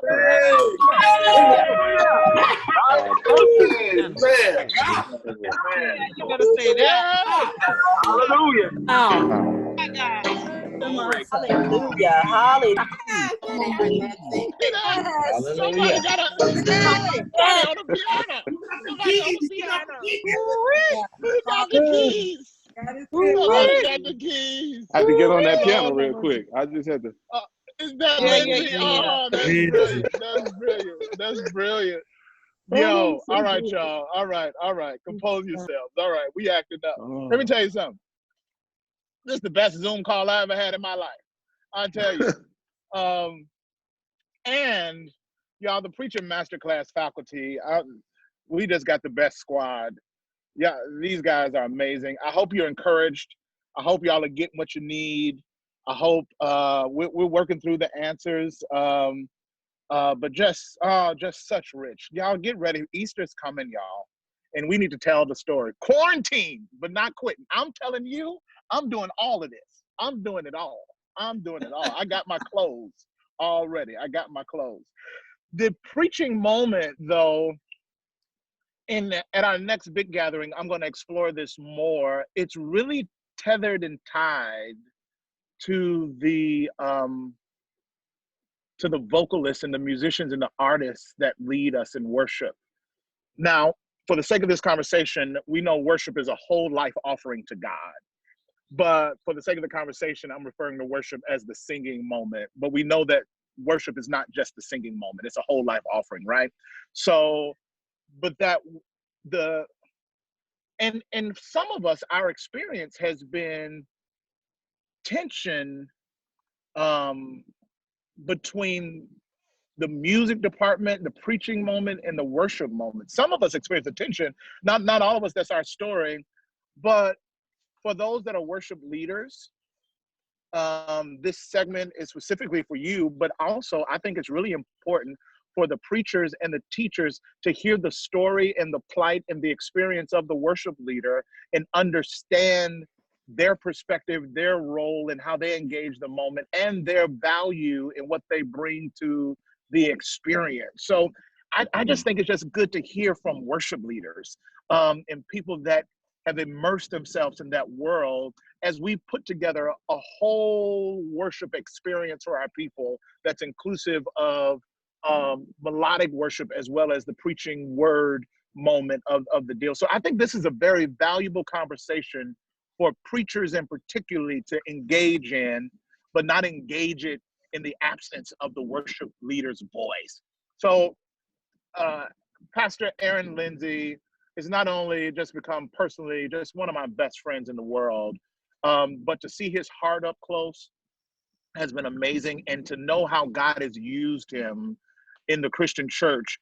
This isn't true of many people in the world, but the songs that he's penned and contributed to are sang all across the world, across the world. So he has shaped songs in churches all across the world. So I am so thankful for God's hand on his life. I'm so thankful for his heart. And I'm so thankful that as I've gotten to know him, what the songs that I've sang live truly in his heart authentically. There's not a gap between his gift and his heart. So I present to you our latest addition to the Preaching Masterclass faculty, Pastor Erin Lindsay. Will y'all welcome him? What's up, everybody? Thank you so much, Pastor Albert, my brother. And everything that has been said to this point has really fed me, not just as a pastor, but as a worshiper, because preaching is declaring and worship, leading and singing is the same thing. And a lot of times we put this separation between preachers and worship leaders when in fact, the only person that has almost as much face time as the pastor on any given Sunday is the worship leader. That worship team has as much visibility, as much time on the platform as the pastor. So what that implies to me is that we need to really, especially in this very difficult season, we need to shrink the gap between pastors and their worship leaders, because we play such a vital role in the experience when we are in a context of being together. And I would say even now, even more so, one of the things I've been saying is we have sacrificed the important on the altar of the urgent. And what I mean by that is there are values that we hold as important and dear to us as pastors, as people, and as worship leaders. And I'm going to talk to the worship leaders now. We hold these values of songwriting, intimacy with God, presence over performance, purity over productivity, that we've had to sacrifice because we always had a weekend coming, or we had a rehearsal coming, or we had to meet with somebody because of some issues. So we haven't had time to ideate, create, get quiet, hear the Lord, develop content. And I think this holds true for preachers too, that because we have this rhythm established in our normal life, that we haven't had the time to really make these major deposits and pull away and lament. And that comes forth in our songwriting, because even in times like these, it's very hard for people to be honest in their music. So we want to avoid the pain. And so we numb the pain like we would with alcohol and food and other things, with songs that only lift us. And that's okay, but you also have to face the truth. And one of the most powerful things I heard was a friend was listening to a singer, and he said, man, I just can't feel her. I can't feel her heart because she hasn't broken her heart for the sake of the song. And when I listen to singers and worshipers that are truly in tune with what's going on, not just in their life, but in the lives of the people around them, you can really feel it, because music is not just listened to, it's not just heard, it's experienced. But you can't experience something that the person that's delivering it has not experienced first. So what I would like to first say is that is please lean into your worship leaders in this season. We support ministry, we serve, we give, and we want to protect the church. We don't want the church to close its doors. We want to make sure everybody's giving. We want to make sure we have a job at the end of the day. But we also have hearts that are dying too on the vine, and we can be a great asset if we have this connection. I would see this as an opportunity to build with those people, because the time that we didn't have as pastors before, we have a little more time. And I know the craziness and the frenzy of schedule even now seems like it's even worse. But let's not sacrifice the important, the relationship building on the altar of the urgent, because we're coming through this and we're going to come out of it. And when we come out of it, we want to make sure our teams are whole and even better. And that's been said. I will say this too. There is a sense of white noise on the internet, because everyone has seen this as an opportunity to just strike, create content. We got to be out there. And before COVID, there was a statistic that 24,000, get this number in your mind, 24,000 titles, songs were released on all streaming platforms every single day. 24,000 songs were released on streaming platforms every single day. 24,000 in 24 hours. That's 1,000 songs an hour were uploaded or released. It was white noise before COVID. Now, every time you turn on your Instagram, Spotify, or any social media platform, someone's going live. And not all of it is, I'm not saying it's bad, but there is inside of us this sense to try to be so relevant that we want to put ourselves out there. And even as preachers, we have to be careful that it's not narcissism that makes us say, people need to hear our voices. People need us, when actually the people that need you are the ones that you could probably call on your phone. Like I've protected myself as a songwriter from just getting online and trying to play every new song I have, because there's this sense that I think people need to hear from me. And what I've done is I've given that time to God and sat with it, let it impact my household, let it impact my heart. Because when we come out of this, there are going to be songs that will detail this event that people will need to live on. I will say this too, when it comes to songs in worship, we have to be able to score the moment, to score what's happening right now, because those are the songs that are reaching people right now. Songs like Your Goodness is running after me, songs that talk about what's really happening right now. I love like 10,000 Reasons, and this is why I believe songs are important. Jesus even articulated the importance of worship on the cross, because we're coming into Easter season. Think about the fact that one of his last 7 sayings was actually a psalm, Psalm 22. My God, why have you forsaken me? Jesus on the cross in his worst and most dire hour quoted one of the hymns, one of the songs of the day. Songs get people through, and it's songs that you can trust. One of the reasons why I love hymns, I love hymns so much is because when I'm in my darkest times, those songs I can really trust because they came from some of the darkest times. These songs are not written on the mountaintop only. These songs are written in some of the deepest, tense, dire situations. One of the songs that most of the songs that I've written that have had global impact were written out of deep travail, deep pain, and sorrow and sadness. And it wasn't the beauty of a song. Beauty of music is that you have tension and release. So you have these tense chords that sit amongst one another, but then they open up into this beautiful thing. And the problem right now is that we're not wanting to sit in tension at all. We just want to write all the major stuff. We want to write all the beautiful stuff. We want to say all the mountaintop stuff. We only want to sing about what's happening good, but then we're missing the heart of God, which is to meet people where they are, to meet them at the point of their need, the point of their pain. Pastor Albert said it, God does not waste pain.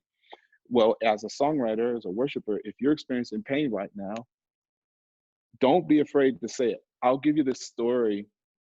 I was sitting down to write this song and it started coming out of me. And I found myself fighting to say the positive, like so quickly. I wanted to get out of it really quick. And God checked me. He said, why are you afraid to tell the truth? You're afraid to tell the truth right now. And until you can be honest with yourself, then you're not even going to be able to produce the fruit of what I have intended for you. And I wasn't being honest with myself. I wanted to just, God is my present help. He's got me. It's going to be okay. Everything is wonderful. And that's true, but that's not the only truth. And so as a songwriter right now, I would implore you to take advantage of an opportunity to be raw and reverent, to be both raw and reverent. It's okay to be honest with God. It's okay to be honest with yourself. People need to know. That's what I love about this situation right now. Production value has had to be sacrificed. So now, like last night, you saw Garth Brooks and Trisha standing in their studio, no auto-tune, no lights, no hype. It was just a camera, and they did an entire concert, and people got to see the truth, the realness, and it's bearing with people right now. So as a pastor, I want to ask you, please, number one, we have people dying on the vine. We have people that are serving next to us that are doing the work of the Lord, but are frustrated with the Lord of the work. They need relationship with their pastors. The same voice that's speaking to thousands, they need to know that they have that same ear. And if you're not the person, if you don't have a structure that way, maybe you can encourage your music pastor, worship pastor. Check on these folks. Folks have made their living on your platforms on the weekends, and now the weekends are gone. Made their living on other platforms, and now that's gone. That's a real situation. So I guess my closing point would be, let's not in this season continue to sacrifice what's important on the altar of urgent, and create a new urgency. Create some brand new urgency that did not exist, that's not nearly as important. And once again, miss some moments. I got friends who are songwriters that have said for years, man, I just wish I had time. I would do this. I wish I had time. I'd write this book that God put in my heart. God gave me this idea, and I just don't have time to do it because I have these deliverables. Well, now that you have time, this is an opportunity for you to see if what's important to God is truly important to you, because you got time. And what are we doing with this time? So as a worship leader, I want to encourage you to write those songs, be honest, Don't necessarily worry about releasing content right now, as opposed to developing this space with God, because once we come out of this, those songs will be needed. We don't need to hear it right now necessarily. Just develop the muscle of spending time in the presence of God privately, and document it. Keep it. Maybe God is just speaking to you. Maybe God is just speaking to your team. Maybe these are songs that will come up in your church in the next season. But begin to foster that space. And that's my encouragement to the worship leaders and to the pastors on this call. Thank you for the time, Pastor Albert. Wow. Y'all give it up for Pastor Erin Lindsay. Wow. That was so encouraging. And such a great reminder to see those that labor alongside us. Sometimes we're just running and we don't see them. It's so easy to see them in that moment and as they use their gifts, but wow, what a powerful, powerful, powerful word. I want to see any questions specifically for Pastor Erin. Are there any worship pastors on here? I saw one person on here, Erin. I know they're a friend of yours. I don't want to call them out though, but unless you think I can. But any other, call them out. Okay, I don't know her, so I don't. Is she still on here? You know what I'm talking about, Erin? Oh, Dr. Judith Yeah. McAllister. Yes, she texted me. I just saw she texted. I don't know you personally, but I mean, if y'all don't know who Dr. Judith McAllister is, one of the greatest worship leaders of our time.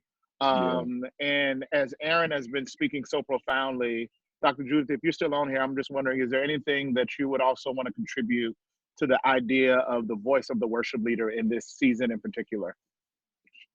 She may not even be on here still. I know she texted me. I didn't know she was on here till I saw her text just now. But Okay. She was on for a little while. But anybody else got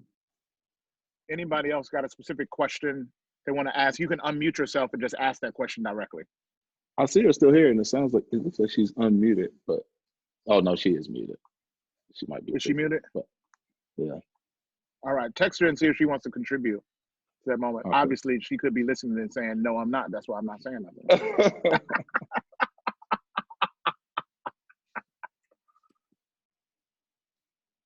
All right, Alyssa, I'm gonna throw to you. All right. Let's see. Okay, here's a good one. I often feel the tension of not being fast enough at moving through my discouragement and grief to getting to a place of an encouraging preaching voice. We speak of slowing down and pausing, but the felt pressure of needing to be the encouraging voice comes against the slowdown. How do you get to a place of authentic encouragement? And what if you can't seem to get there by the time you have to be ready to preach?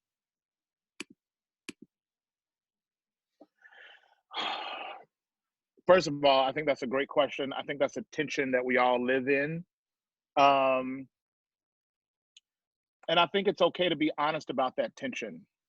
I think the gospel is powerful enough and it has enough capacity to both hold your doubt and your confidence at the same time. I think your people don't need to know that you're a superwoman or superman. They just need to know that you are a surrendered woman and a surrendered man. So I think in those preaching moments, you don't necessarily preach every Sunday from your competence or your goodness either way. You always preach through your competence in the gospel of Jesus Christ in the book. So I'm not preaching from my ability. I'm preaching from the ability of the one who's been crucified and resurrected again. And sometimes for your personal process, it helps to say that out loud, even to your congregation. So sometimes I'll just take moments and say, church, I'm preaching this from a place of discouragement. And to be honest, it helps you identify with your people because they're listening to it from a place of discouragement. So sometimes it's important to put yourself back in the pews and not feel like you've got to live within the confidence of the platform or preach from the platform. Sometimes you need to preach from the pews. And sometimes I'll stop and say, I'm right here with you. Sometimes I'll say stuff like, I didn't even want to preach this part. I would say, I want to leave this part out of the sermon because this is the part that's so convicting to me. And people just say, oh, wow. pastor is a real human. So while you work through your own discouragement, work through it authentically and be honest about how you show up. Lest you begin to perform in your sermonic moment and not authentically preach in that sermonic moment. That's what I would say. Dr. Labberton, you got something you want to add to that? You're muted. Coming through now? Uh-huh. Just that I think you're exactly right. I think be that combination. And sometimes I've started a sermon by just saying, would anyone else like to preach this text this morning? And even sat down actually on the floor and just said, seriously, I mean, this is either the external circumstances or the text or both, or where I am in the middle of that, has to be honestly confessed in the context of that. Otherwise, I think it can even be misleading. You could truly be implying something that might even be worse than you're actually feeling. You're just being honest about where you are, and it allows people to have a window into that. And I think the way you summarized it was great. That's good. That's good. That's good. Dr. Judith, Erin said that you were on, but we couldn't hear you. I'd love for you to add on to that if you can unmute yourself. I'm trying to look for you and see if I can see you. Oh, there you go, right there. No. He's off.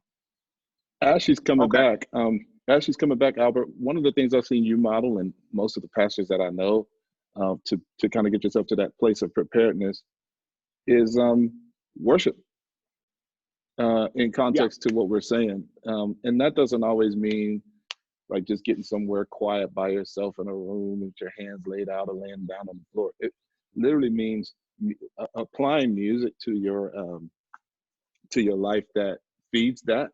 And there are sources out there that feed that environment. There's a reason why you go to a shopping mall or to a store and they have music playing, or every restaurant, because they're trying to get you into a particular mood, a particular environment.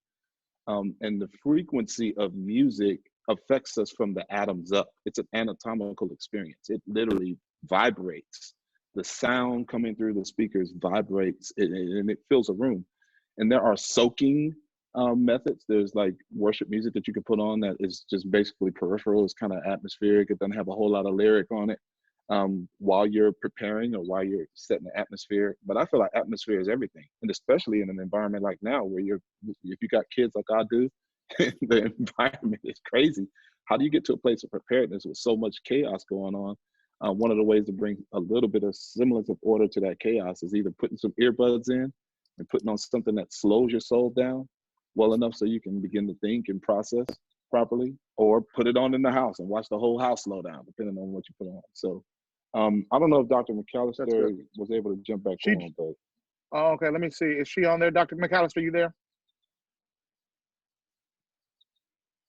Maybe unmute yourself. I don't know, because it keeps showing that she's muted, but there she is. She's a legend there and a queen in worship. There she is. She's there.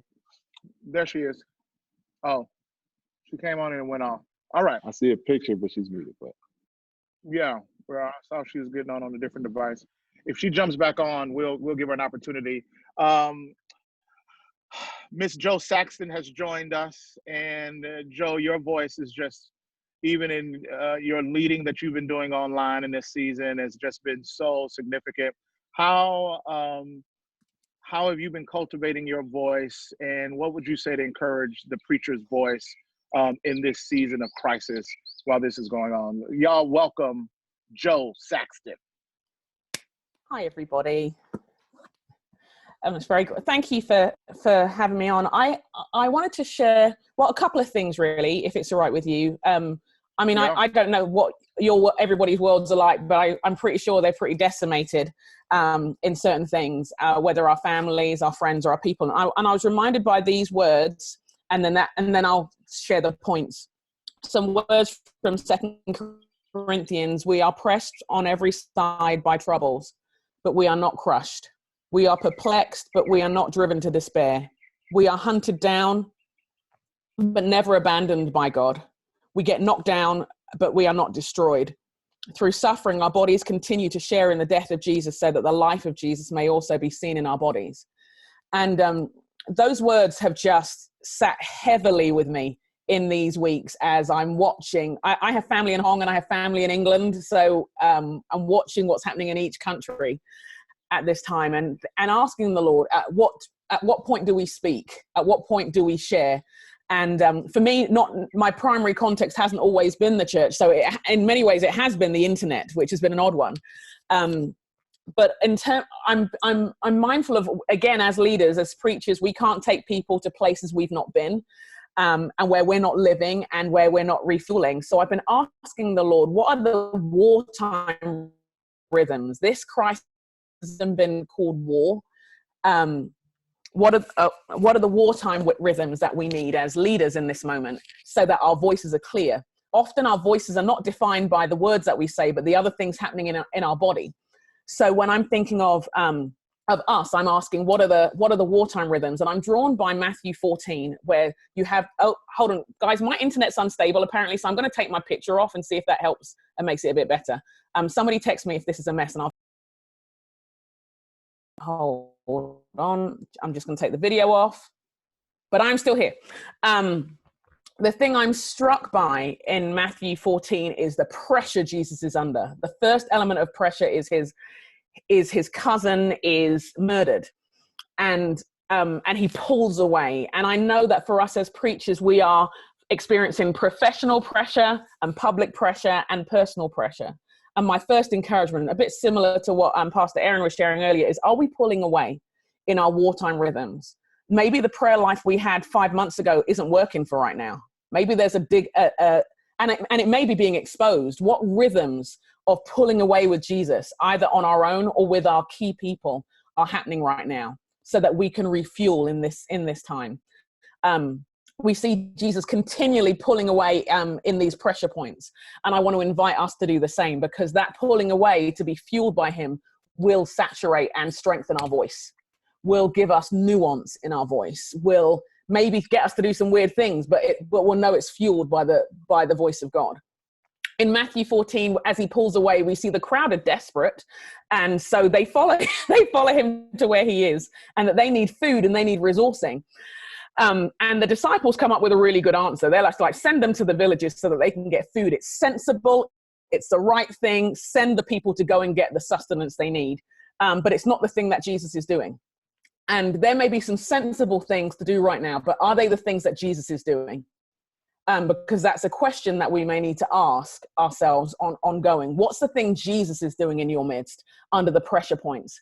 And so he tells the disciples to feed them, and we know they have the 5 loaves and the 2 fish. And I say this as an encouragement for those of us who may not feel the most technical right now. Some of us have the infrastructure where moving online or doing things online feels okay, and others of us have 5 bread and 2 fish, and we feel the fish stinks. And I want to encourage you that if the Lord is in it, he will multiply your word. If the Lord is doing this, then he will serve his people. He will feed his people in the midst of it. But what is Jesus doing is the key thing. What's Jesus asking you to do with the little that you have? And it may feel inadequate, and you may feel like there were 3 people and a dog who watched your video, and it may not feel like it's a great thing. But if Jesus is there, that's the most important thing for us in this moment. But the other thing in this pressure point, when I think of being pressed and crushed, is yes, pulling away. Yes, what is Jesus doing, and giving the little that we have and offering it. But the other thing I'm struck by, and this was the one that, as I was praying for us all, hit me most, was Jesus walking on the water towards Peter. And we know from the other accounts of that story in Matthew 14, we know in John's gospel, they'd been rowing for hours. They were at the end of the end of the end of themselves. And I think this chapter of our lives, this global crisis where the landscape is changing, may bring us to the end of ourselves. Or maybe some of us already feel like we're at the end of ourselves. And Peter says to Jesus in that, as he's walking on water, should I come out? Should I come? I'll come out if you want me to come. And Jesus says, come. And I remember hearing a preacher say 20 years ago, and this sermon has stayed with me, that Peter didn't walk on the water. He walked on the words of Jesus to him at that moment. In the middle of the storm, in the crashing waves, in complete disaster, in complete everything, he walked on the words of Jesus. And I say that to you as you begin to use your voices in new ways and new spaces, as you're as maybe using your voice as a phone call, maybe using your voice as a text, maybe using your voice is looking at the inequity that is exposed in this moment, maybe, and yes, it's Easter Sunday, but what is a word that Jesus is asking you to walk on with your life? Because that will define your voice. And it's a crucial thing for us right now, because the storm may not go for a long time. I mean, when Peter stepped out, it was still a storm and he was still going to drown. But the word of Jesus was the one that sustained him, that upheld him, that transformed the situation and transformed their understanding of who he was. With every frontier we see in the Bible, they're guarded by two things, the demonic and difficulty. With every breakthrough, there is a breaking that comes first, but there is the word of the Lord that comes into that situation too. And this is a time for us to press into the specific things Jesus is saying to us, which is vulnerable, which is rocky, which is weird, but is God. And I don't know if ever that in any of our lives, we've known a time when we've needed to hear him quite so desperately, because we are offering that word to others too. And I'm struck at the end of Matthew 14 that as they finally hit the land and we see this breakthrough, we see this mass thing where the Lord is moving in power. And I do want to encourage us in this moment that we are, as preachers, that we are listening out for the miraculous thing that the Lord wants to do as well. That yes, we want to survive. Yes, we want to we want to see God move. But even in our weakness, where his power comes into its own in our weakness, that we're listening for the miracle as well. So I just want to encourage us to consider what wartime rhythms we need in pulling away with God, in sharing the little that we have, in walking on his word to us and seeking his miracles in this moment, and start developing those rhythms in small habits until we can build them and until they become part of our lives. I don't know that the rhythms we had even 3 months ago are going to work for us so much anymore, but our God is still here. Same yesterday, today, and forever. He's still here. He's still moving. I'm finding that some of the prayer rhythms I had are lifelines, and other ones I'm just going to need to reboot, because desperation requires a different way of ministering, and it requires a different word. Amen. Those are my thoughts. Wow. Wartime rhythms. I love it. I love it. I love it. I love it. Wow. Y'all give it up for Pastor Jo Saxton. Thanks. Any questions for Jo? Alyssa, we got any questions over there?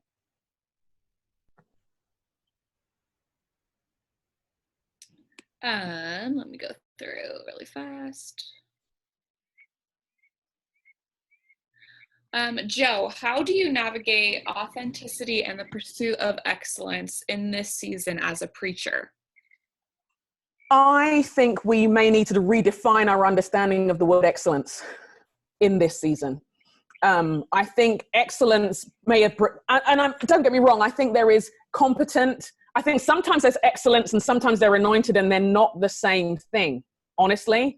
And maybe that was just my own dark secrets that I've just shared. But I think one of the things that we need to consider in this moment is that line staying close to the shepherd. Are we saying what he's asked of us? And then we do the best we can. Because if we're working in weakness, weakness isn't just a feeling. Sometimes it's a weakness of resources. Sometimes it's a weakness of capabilities. And we may need to entrust a lot more to the Spirit of God than we've been used to. Do you know what I mean? We will need to entrust a lot more to God going on our behalf. And I know we've always said we've done that, but I think we might see it in a new way. So I would encourage us we do the best we can. We prepare in the best that we can. We saturate it in prayer. We ask our people around us to hold us in prayer too, and then we step out. I don't know that Peter walked on the water excellently, but he did walk obediently. And that may be our starting point.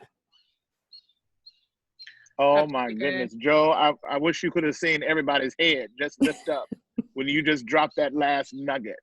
I'm not sure if he walked. Come on, I need to see some stank faces. Give Jo some stank face nods.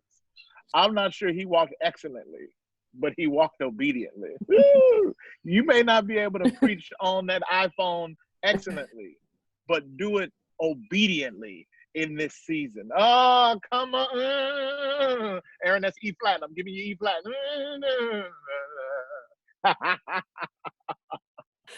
It's actually D, but you're close. Oh, okay, D. Okay, whatever. It's the same thing. Uh, um, guys, I want to manage our time well. It's 11:58. I'm going to invite Pastor Ricky to just give us some closing words, and then I'll close us out. And if we have one or two questions, I might be able to try to squeeze it in, but I always want to try to honor the time. And if you're anything like me, I feel like it's been such a rich download. The PMT, the PMC Preacher Masterclass faculties, y'all are just amazing. So I'm just so thankful for you. Ricky, would you just give us some closing thoughts before we close our time together?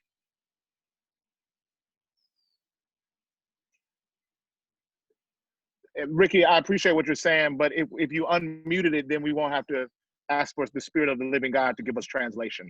Yeah, well, Jesus said his sheep know his voice. So,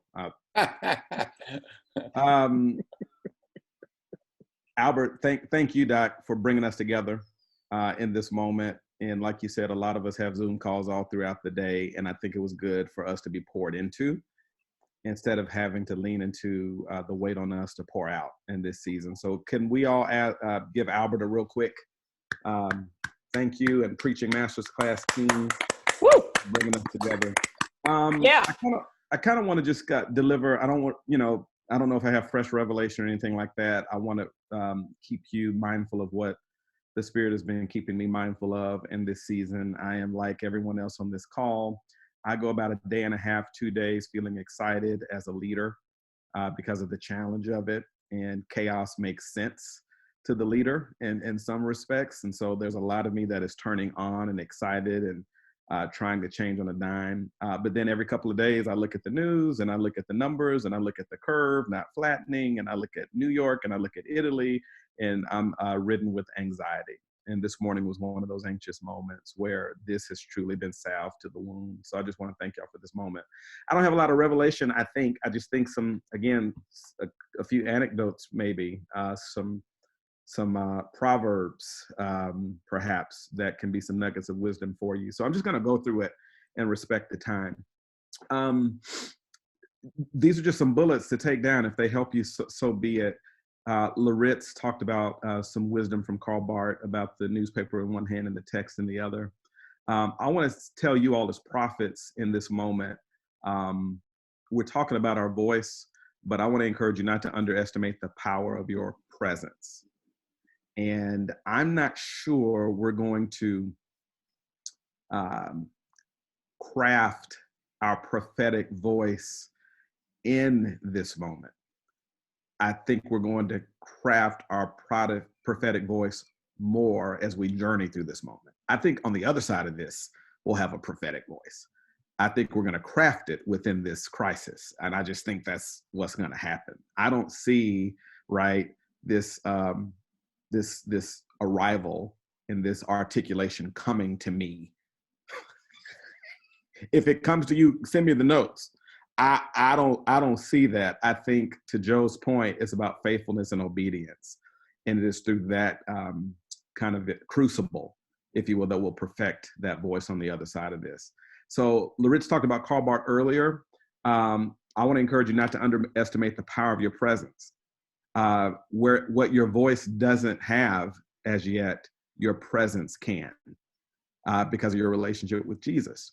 So Karl Barth used to tell his young preachers, he used to say, "Preacher, your people keep coming back to see if you still believe it." And the older I get, the more true that is. People need to see someone else believing it. And that is the office of what it means to preach the gospel. I want to say this, crisis kind of feeds our insecurity. And so for a lot of us, we're in a season where our insecurities are mutating. They're getting uglier and louder and more monstrous. But God's been encouraging me with this. The feeling of my insecurities is real, but the threat of my insecurities is a lie. The feeling of insecurity is real. The threat of insecurity is a lie because of the empty tomb that we're all going to be celebrating next weekend. Another thing I want to say to encourage you guys is that God, in all history, has not one moment in history spoken through a perfect prophet.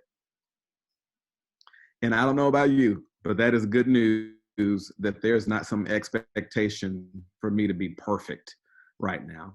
Moses stuttered, Abraham lied, Jonah ran, and God used all of them. And so I'm convinced he can use me in that season. So with that, just know that your presence is helpful to your people right now. People need constancy. You're that constant for them right now. You're kind of the only constant in their whole world. They can't go outside. They can't go grocery shopping without an N95 mask. When they go to church, they're in their pajamas. You are the one constant giving them good news this week. And there's a lot of power in that. I'm willing to dangle a few participles and lose some precision in my grammar for the sake of giving them that constancy that I still believe that Jesus is Lord. That's a win today. Enjoy that win. So people need your constancy. People need your posture, right? We're not proudly and brazenly walking through this like we know what we're doing. We too are sensitive to the fact that we need the Spirit of the living God to empower us and equip us and heal us and move us through that. And so when they see a posture of you depending on God, it'll remind them to practice that throughout their week. And then lastly, people just need your application. Loritts talked about this earlier as well. This is the golden age of application. Usually our applicative parts of our sermons are the part that are kind of hardest to make sense because we live in the text, we live in the clouds, and sometimes the hardest mechanical part of the sermon is to bring what's in the clouds down to earth so people know what to do with this on Monday. That ain't a problem this year. And so I'll be preaching through Joseph for the next 8 to 10 weeks because Joseph led at a time when the world was in famine and was all going through the same thing at the same time. And I just want to talk about the vicissitudes of how to navigate leadership in that moment. So we have a luxury that now everyone's dealing with coronavirus. Everyone's dealing with layoffs. 10 million people now are out of work in this country. Application, application, application that we don't have to work hard for. Real quickly, and I'll close on this, John 15. For those of you who are at Preaching Master's Class, I did an illustration on John 15 that I've been married to for the last 3 weeks, abiding in Christ. And you guys know the metaphors. I am the true vine, and Jesus says, bear fruit 5 times. He says, abide 10 times. And that's kind of where I've been living in this moment. In light of what I think God may be up to in this moment, is the beauty of what he says, where I want you to bear fruit, which I think is like biblical speak for I just want your life to count for something. And I'm willing to do whatever it takes to get you to this place of bearing fruit in your life. And Jesus gives that metaphor in verse 2. He basically says, any branch in me that does not bear fruit, I prune so that it may bear more fruit. And, you know, I don't want to get into the eschatological ramifications or implications of this, right? No one is an expert in that field. We do know that God uses everything to sovereignly produce his own purpose and will for the church in that moment. And so I just want to say, like in a moment like now, call it what you will, but we are being pruned. Pruning is the idea of being cleansed by losing something, being purified because something was taken away. Pruning is when God interrupts your life and takes away something that you thought might have been a good idea. But he does it so that you can bear more fruit. And that's what's happening in my life. That's what's happening in our church. I remember being in Oakland, and we used to go up to Napa Valley. And I remember going out with a wine harvester, and he showed me all this crop of grapes. And he got this big old bundle of grapes, and it was like these big old juicy grapes. And then he pulled them up, and it had on top of it like these raisins, shriveled up grapes. And I remember thinking, man, he had like good looking fruit and then jacked up fruit on the same plant. And he said, Ricky, you see that? I said, yeah, I had no idea bad fruit can be on the same plant as good fruit. He says, well, it's my job to prune it.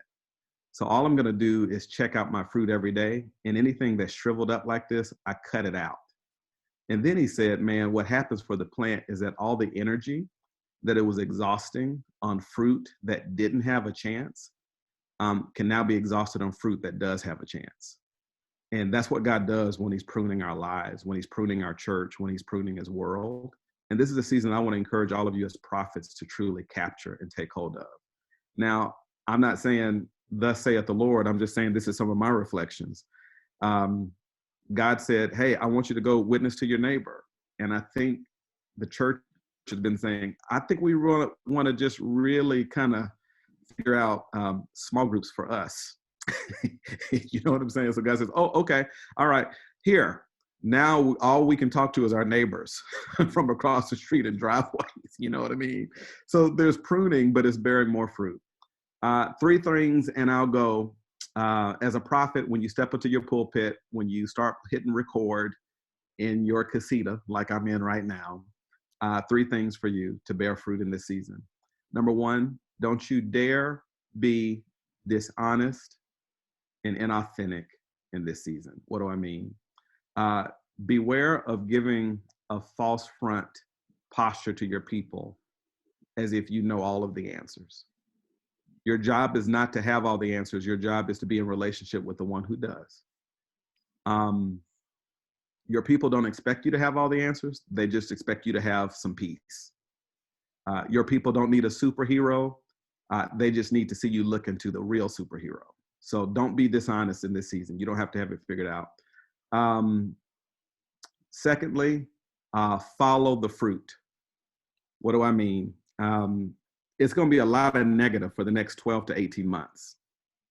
And there's a way to identify with people and own that and rehearse that and deal with that spiritually as you kind of do your preaching and as you exegete the text to identify with our people about the pain and problems we're suffering. But as a prophet, follow the fruit. Help people see that even in this, God is doing something. Even in this, there are great things happening. Even in this, I'm like you guys. My church is reaching more people than it ever has before for way cheaper than what it was a month ago. And that's my prayer answer. It's just uncomfortable. So follow the fruit and remind people of the good things that God is doing. Thirdly, and finally, don't do the Jonah stuff and navigate this in isolation. I know we all know this, but I just think we got to repeat it a lot. I got more out of the last 2 hours than I've gotten out of anything else I've done over the last 3 weeks. And so get your Peter, get your James, get your John, cry, be weak. I was on Zoom this morning with my XP, and we've been having ideas and just kind of excited about different things we're doing. Today, we both talked about how freaking scared we are. And we just kind of encouraged each other and prayed. And we didn't do anything on our agenda but say, okay, it's good to be scared together. That was a win. So fellowship and companionship is a non-negotiable. Okay, Albert, I'm done. Love you guys. Yo, y'all give it up for Ricky, y'all. So powerful, so good. I want to manage our time. We're going to jump off of here. We recorded this. I'll get with the team. I don't know how we're going to share it, but we'll figure it out. We'll post it. So if you want to recapture this and share this with your team, we'll hook you up with that. Thank y'all for spending the day with us. Listen, please hear this. Before you jump off, hear this. Your voice matters. And we need your voice in this season. Your broken voice, your doubting voice, your confident voice, your creating voice. We need your voice. And don't allow your own doubt or insecurity in the midst of the crisis to compromise the volume of your voice. Like Dr. Labberton said, use your voice with questions. Use your voice with brokenness. Use your voice with tears.